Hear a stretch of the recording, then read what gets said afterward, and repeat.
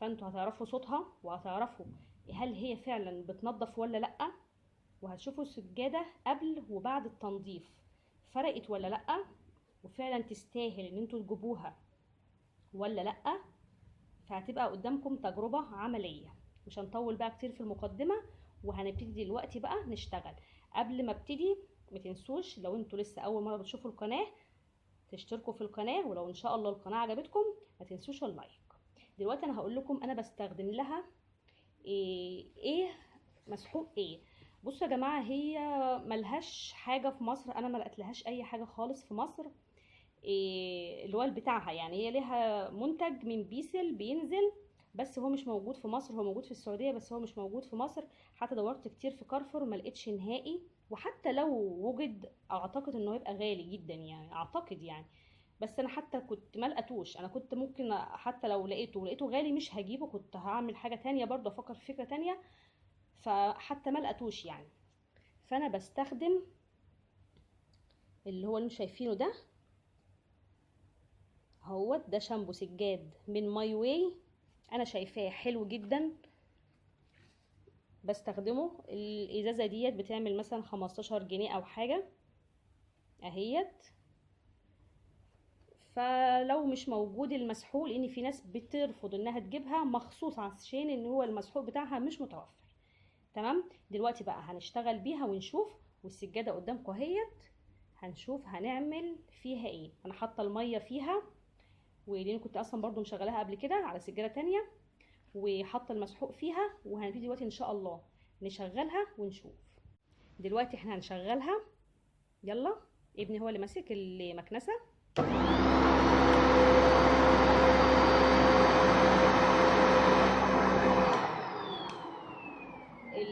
اللمبه الحمراء اللي اشتغلت دي يا جماعه هي لمبه السخان بتاعها، هي فيها سخان منها فيها.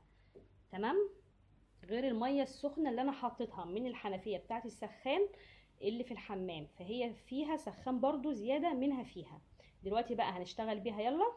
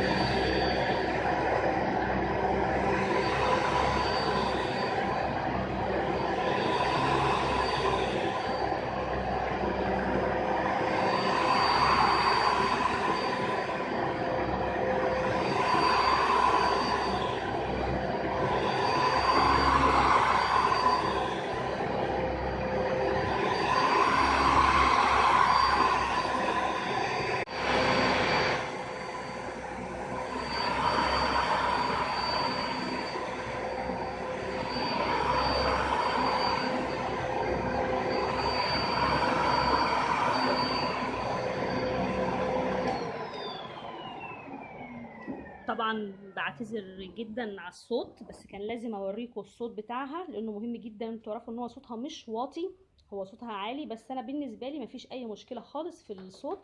يعني انت تعملي السجاده وتخلصي، مش هتتنيها طول النهار شغاله يعني. تمام. زي ما انتوا شايفين كده اهوت.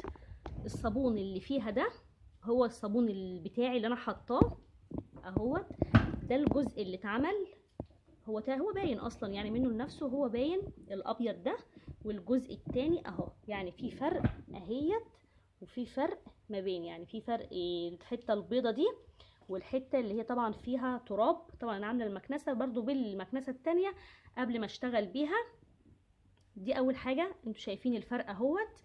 بتسحب الميه، بترمي هو ابني كان ماسك منها من ايديها، فهو بيرش الصابون وهي بتبتدي من تحت بتغسل السجاد، بتلف بالحاجات البرتقاني اللي انتوا شايفينها دي. حتى في حته هي خارجه منها اهيت زي ما انتوا شايفينها كده، او ابني بوريها لكم. تمام. فهي الحركه اللي هو بيحركها بيها دي هي اللي بتعمل معايا السجاده. وطبعا الصابون فبينزل على السجادة وابتدي يسحب يرمي ويسحب الميه اللي مش نظيفه اللي طلعت منها. تمام. طيب هو بالنسبه لو في بقعه او حاجه، هي برضو ما هيش حاجه جامده جدا يعني ان هي هتشيل بقعه قويه، لا، هي البقعه قويه محتاجه دعك بالايدين.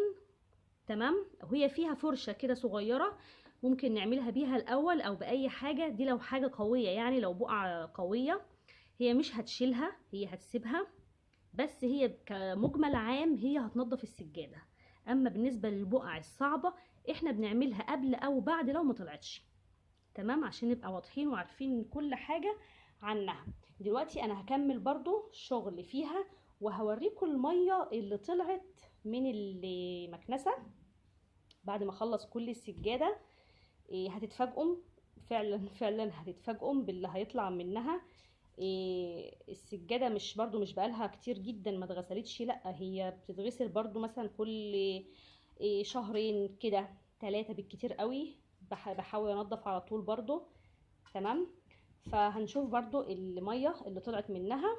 ودلوقتي بقى انا هكمل السجاده لوحدي عشان طبعا ما ازعجكوش لان صوتها انتوا زي ما شفتوا، فانا مش عايزه ازعجكم بصوتها. تمام. يلا هكمل السجاده وارجع لكم.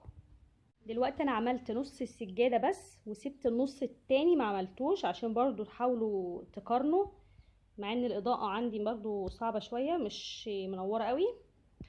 ده النص اللي انا عملته اهو زي ما انتوا شايفين كده اهوت.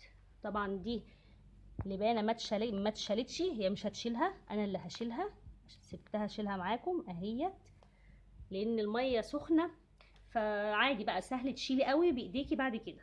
تمام، مش تبقى لازقه فيها ولا اي حاجه. حتى السجاده نفسها سخنه مش ساقعه، لا هي سخنه عشان احنا قلنا حاطين ميه سخنه وهي فيها سخان بيسخن. ده الجزء اللي انا عملته اهوت. الجزء بقى اللي انا ما عملتوش هوريهولكوا برضو اهوت. ده الجزء شايفين عامل ازاي. هنمشي ورا كده لحد ما اللي طبعا فيه بقع انتوا شايفينها اهيت اهوت. ده لسه هيتعمل. هنمشي بقى هنبتدي نحس ان الدنيا اهيت هتنور معانا شويه اهيت. مرضتش المفروض اعملها تاني بالمكنسه ارمي ميتها واعملها تاني، بس انا مرضتش ارمي الميه لوحدي الا لما تكونوا شايفينها. انا كده برضو هعيد عليها تاني من غير صابون بقى، هعملها تاني من غير صابون. وطبعا هكمل الجزء التاني بس عشان بس وقت الفيديو ما يطولش. ده يا جماعه الجزء اللي اتعمل بالمكنسه. دلوقتي بقى نيجي للنقطه المهمه اللي هي الميه اللي خرجت من المكنسه. تمام.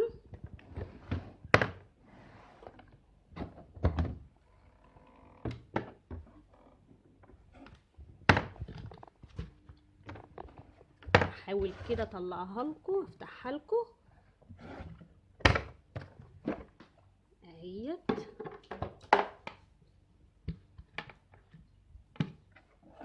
جبت جردل صغير كده.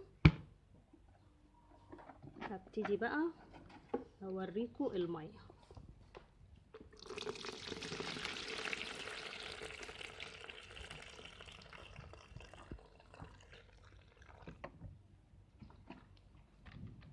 اهيت دي الميه اللي خرجت منها.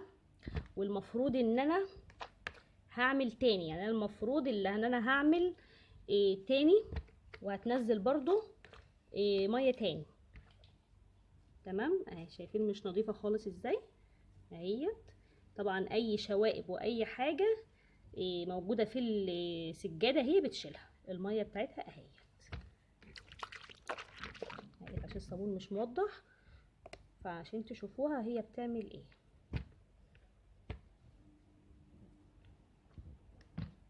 ودي برضو السجاده بشوفها تاني في حته هنا اهيت عايزه يتعاد عليها. شايفين تشيل بسرعه ازاي، بصفت حتى بايديا. اتمنى اكون فدتكم النهارده والفيديو يكون عجبكم. واي حد عنده اي سؤال عن المكنسة يكتب لي في الكومنتات وانا ان شاء الله هرد عليه. ويلا استنوني ان شاء الله في فيديو جديد. يلا، السلام عليكم.